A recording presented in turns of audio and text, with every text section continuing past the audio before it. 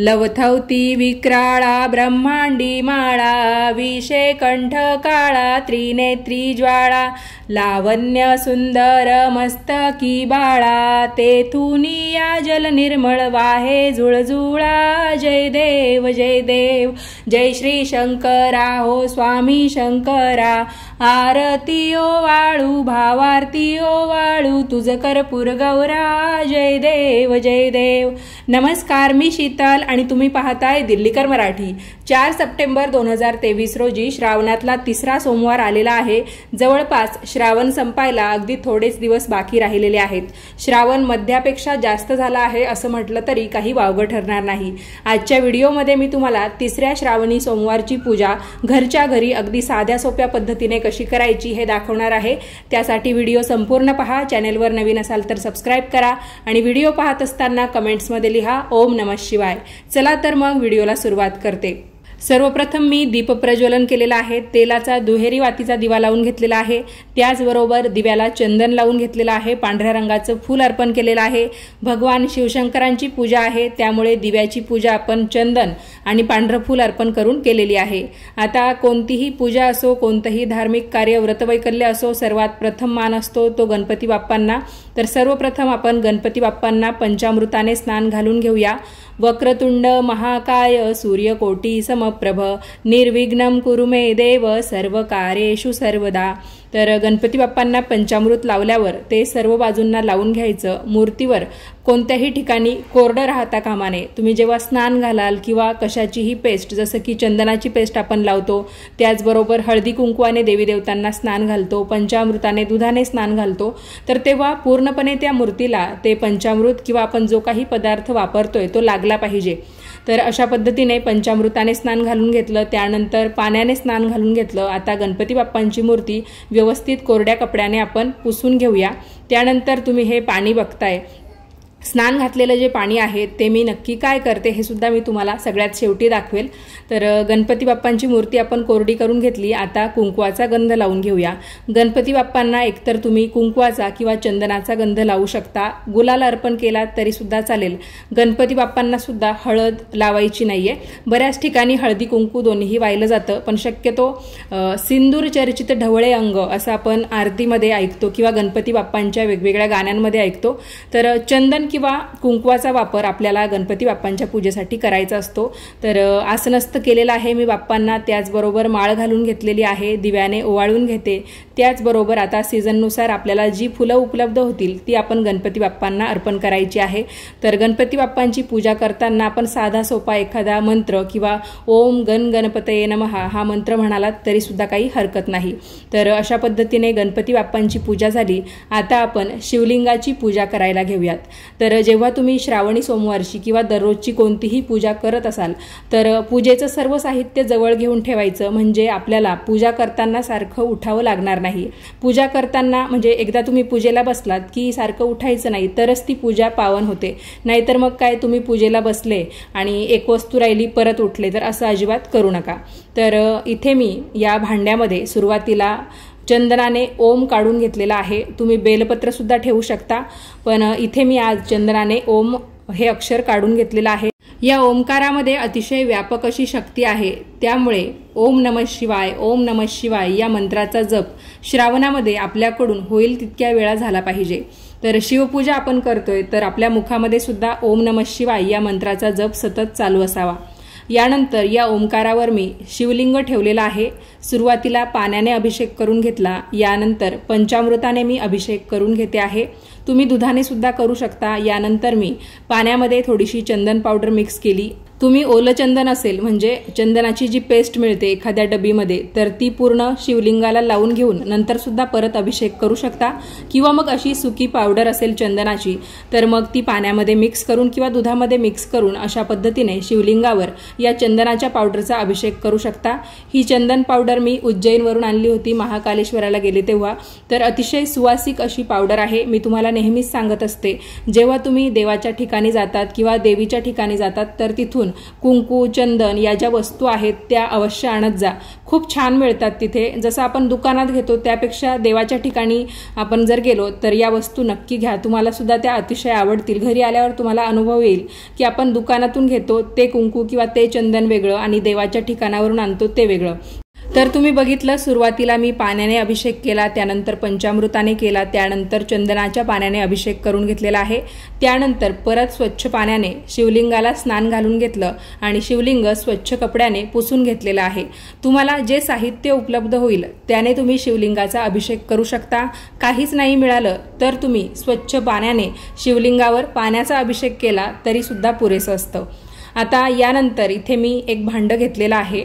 या भांड्यामध्ये थोडंसं चंदन खाली त्या भांड्याला लावून घेतलं. त्यानंतर थोडेसे अख्खे तांदूळ तिथे पसरवून घेतलेले आहे. याच्यावर आपल्याला शिवलिंग स्थापन करायचं आहे.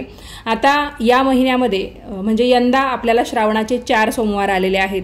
कधी कधी 5 सोमवार येतात. तर प्रत्येक सोमवारी आपण वेगवेगळ्या पद्धतीने आपल्याला होईल तशी सजावट केली तर पूजा करताना सुद्धा आपल्याला अतिशय प्रसन्न वाटतं. म्हणजे पूजेमध्ये तोचपणा असला की आपण सुद्धा अगदी मनापासून पूजा करत नाही.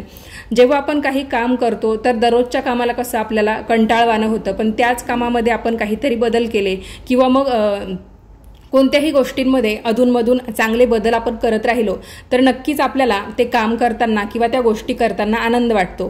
त्याच पद्धतीने इथे मी दरवेळा पूजा करताना काही ना काही बदल केले. त्यामुळे पूजा करताना मला सुद्धा अतिशय चांगलं वाटतं. तुम्ही सुद्धा श्रावणी सोमवारी जेव्हा पूजा कराल तेव्हा तुमच्या पद्धतीने तुमच्याकडे जे साहित्य आहे त्या साहित्याला वापरून तुम्ही पूजेमध्ये सुद्धा असे छान छान बदल करू शकता. तुम्हाला नक्कीच त्याचा चांगला अनुभव येईल. तर तांदूळ पसरवून घेतले. त्यानंतर काही गुलाबाच्या पाकळ्या ज्या आहेत त्या मी साईडला लावून घेते, जेणेकरून शिवलिंगाची स्थापना आपण जेव्हा करू तेव्हा आपल्याला बघताना सुद्धा ते अतिशय सुंदर वाटेल. तर सर्व बाजूंनी गुलाबाच्या पाकळ्या मी लावून घेतलेल्या आहे. आता रुद्राक्षाची जी माळ आहे ती वरून ठेवल्यावर काय होतं, कधी कधी आपण जी सजावट केलेली आहे ती दिसून येत नाही. तर यावेळेस मी रुद्राक्षाची माळ जी आहे ती साईडला लावलेली आहे. आता मधोमध इथे मी शिवलिंग स्थापन करणार आहे.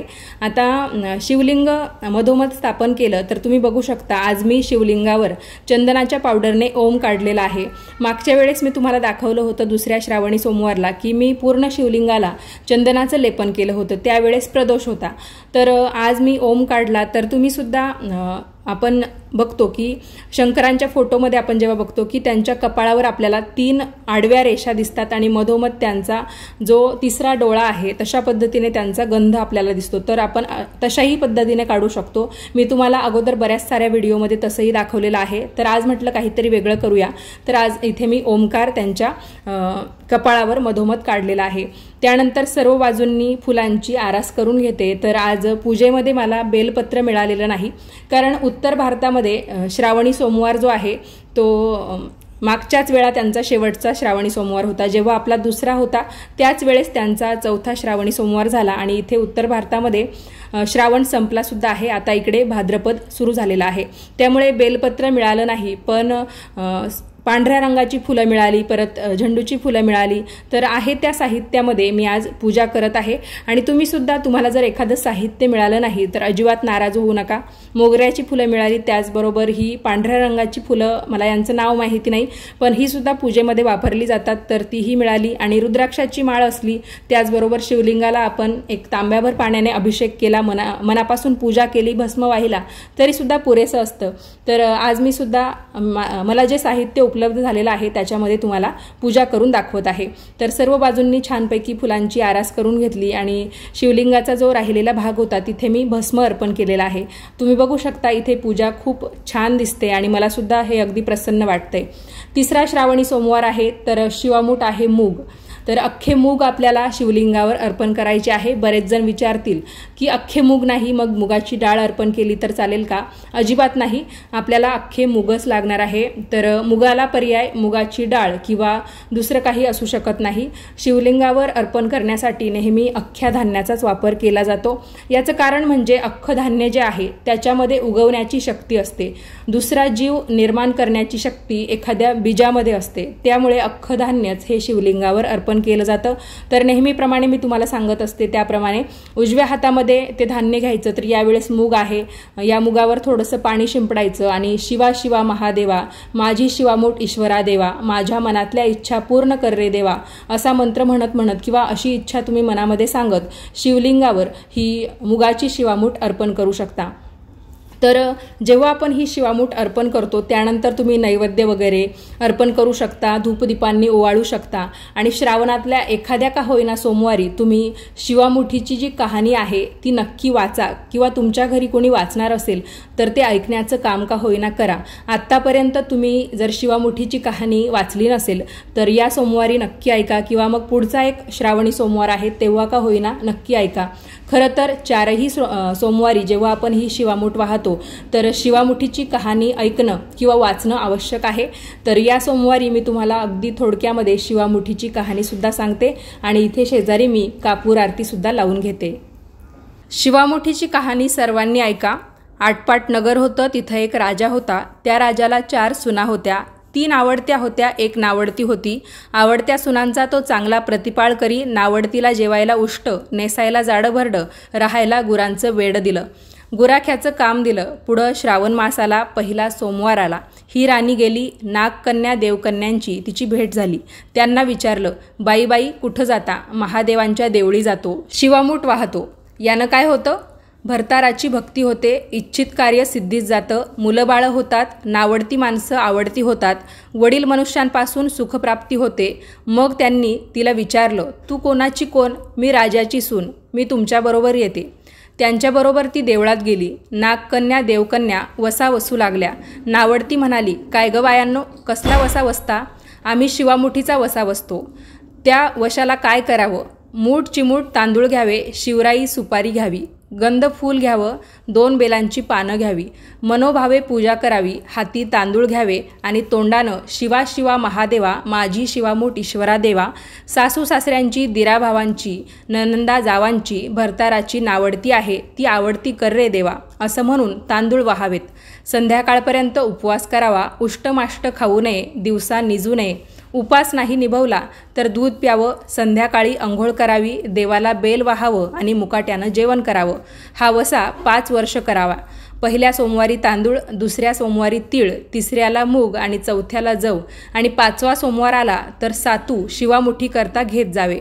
पहिल्या सोमवारी सगळं साहित्य नागकन्या देवकन्यांनी दिलं आणि दुसऱ्या सोमवारी हिला घरून आणायला सांगितलं। त्या दिवशी हिने मनोभावे पूजा केली, सारा दिवस उपवास केला।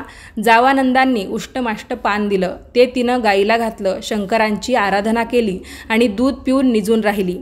पुढं दुसरा सोमवार आला, नावडतीनं घरातून सर्व सामान मागून घेतलं। पुढं रानात जाऊन नागकन्यांबरोबर मनोभावे पूजा केली आणि शिवा शिवा महादेवा माझी शिवामूठ ईश्वरा देवा सासू सासऱ्यांची, दिराभावांची, ननंदा जावांची, भरतारांची नावडती आहे ती आवडती कर रे देवा असं म्हणून तीळ वाहिले। सारा दिवस उपवास केला, शंकरांना बेल वाहिलं, दूध पिऊन निजून राहिली। संध्याकाळी सासऱ्यानं विचारलं, तुझा देव कुठं आहे? नावडतीनं जवाब दिला, माझा देव फार लांब आहे, वाटा कठीण आहेत, काटेकुटे आहेत, साप वाघ आहेत, तिथं माझा देव आहे। पुढं तिसरा सोमवाराला पूजेचं सामान घेतलं, देवाला जाऊ लागली, घरची माणसं मागं चालली। नावडते तुझा देव दाखव म्हणून म्हणू लागली। नावडतीला रोजचा सराव होता, तिला काही वाटलं नाही। यांना काटेकुटे पुष्कळ लागले। नावडतीची दया आली, आजपर्यंत रानात कशी येत असेल कोण जाणे। नावडतीला चिंता पडली, देवाची प्रार्थना केली, देवाला तिची करुणा आली। नागकन्या देवकन्या यासह वर्तमान देऊळ सुवर्णाचं झालं, रत्नजडिताचे खांब झाले, हांड्या ग्लास लागली, स्वयंभू महादेवाची पिंडी झाली। संध्याकाळी सगळ्यांनी देवाचं दर्शन घेतलं, नावडती पूजा करू लागली, गंधफूल वाहू लागली। नंतर मूग घेऊन शिवा शिवा महादेवा माझी शिवामूठ ईश्वरा देवा सासू सासऱ्यांची, दिराभावांची, ननंदा जावांची, भरताराची नावडती आहे ती आवडती कर रे देवा म्हणून शिवाला शिवामूठ वाहिली। राजाला मोठा आनंद झाला, नावडतीवर प्रेम वाढलं, दागिने ल्यायला दिले, खुंटीवर पागोटं ठेवून तळं पाहायला गेला। नावडतीची पूजा झाली, पूजा झाल्यावर सगळी माणसं बाहेर आली। इकडे देऊळ अदृश्य झालं, राजा परत आला, माझं पागोटं देवळी राहिलं, देवळाकडे आणायला गेला। तो तिथं एक लहान देऊळ आहे, तिथं एक पिंडी आहे, वर आपण केलेली पूजा आहे, जवळ खुंटीवर पागोटा आहे। तेव्हा त्याने सुनेला विचारलं, हे असं कसं झालं? माझा गरिबाचा हाच देव, मी देवाची प्रार्थना केली, त्यानं तुम्हाला दर्शन दिलं. सुनेमुळं देव भेटला म्हणून तिला पालखीत घालून घरी आणलं. नावडती होती ती आवडती झाली. जसा नावडत्या सुनेला शंकर प्रसन्न झाला तसा तुम्हा आम्हाला हो आणि आपल्यालासुद्धा सगळी सुख महादेवांच्या कृपेने लाभो. ही 60 उत्तरांची कहाणी 5 उत्तरी सुफळ संपूर्ण. तर तुम्हीसुद्धा श्रावणी सोमवारी ही शिवामुठीची कहाणी नक्की वाचा. तुमच्याकडे पुस्तक नसेल तर या व्हिडिओतून तुम्ही ही शिवामुठीची कहाणी नक्की ऐका आणि तुमच्या घरातील इतर सदस्यांनासुद्धा ऐकवण्याचं काम करा. तुमच्याकडून जर मागचे 2 सोमवार शिवामुठीची कहाणी ऐकणं झालं नसेल तर या सोमवारी किंवा पुढच्या सोमवारी का होईना तुम्ही शिवामुठीची कहाणी जरूर वाचायची आहे किंवा ऐकायची तरी आहे. त्याशिवाय आपलं शिवामुठीचं व्रत पूर्ण होत नाही. तर तुम्हाला आजचा हा व्हिडिओ, ही माहिती कशी वाटली कमेंट्स करून नक्की कळवा. व्हिडिओ आवडला असेल तर व्हिडिओला लाईक करा, शेअर करा आणि असेच छान छान माहितीपूर्ण व्हिडिओज पाहण्यासाठी आजच दिल्लीकर मराठीला सबस्क्राईब करा. परत भेटूयात पुढच्याच नवीन व्हिडिओमध्ये. तोपर्यंत सर्वांनी काळजी घ्या. धन्यवाद. महादेवांच्या कृपेने तुमच्या मनातल्या सगळ्या इच्छा पूर्ण हो अशी मी प्रार्थना करते आणि आजच्या व्हिडिओमध्ये इथेच थांबते.